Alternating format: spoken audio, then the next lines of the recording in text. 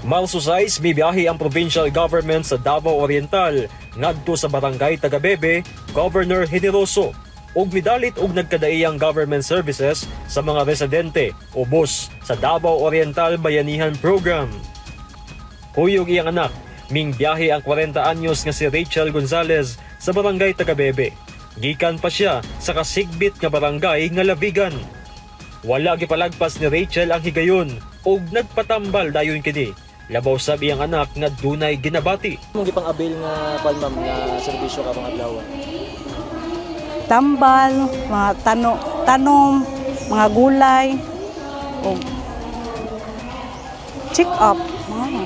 Unsa ikuan sa imong anak ma'am anong gipa-check up kuno karon ma'am? Na may gibati, kung dito sa doktor, mahal man ang bayad.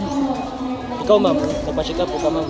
Oo, check up ko. Nya unsa ikuan ma'am, unsa resulta ma'am sa check up?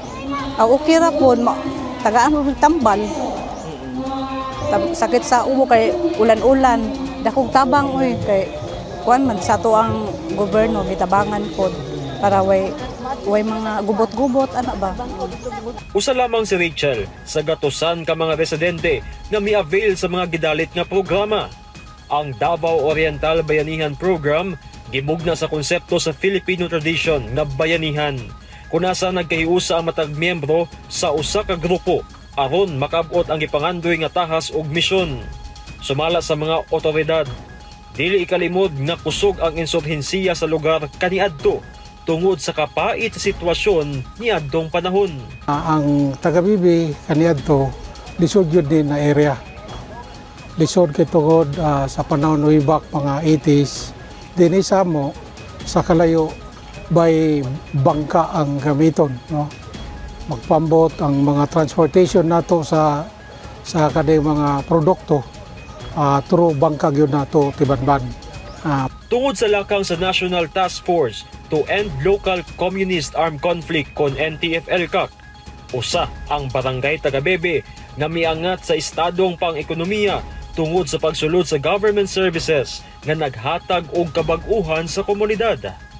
It's a collaborative efforts from local governments unit and at the same time all the government agencies in the province of Davao Oriental. So it's around 50 po na mga government agencies ang sumasama sa Davao Oriental Bayanihan para magbigay ng basic services dun sa mga far-flung communities natin. So yung army at saka police po, sila po talaga yung direct core team po ng bayanihan. The DILG, the PNP, and then the Philippine Army and the provincial government of Davao Oriental. So yung apat po yun, sila po yung primary, kumbaga, movers po for the bayanihan. And invited po or partners na po natin yung ibang different agencies.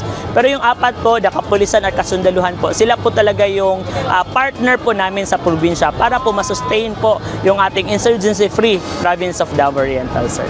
Dugang sa provincial government, padayong tuyokon sa programa ang mga ginakonsiderang geographically isolated and disadvantaged areas kun GIDA, nga usa ka lakang aron dili na makabalik ang impluwensya sa New People's Army sa Davao Oriental.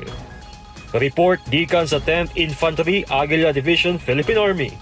Louie Angchay, Newsline Philippines. Stay safe.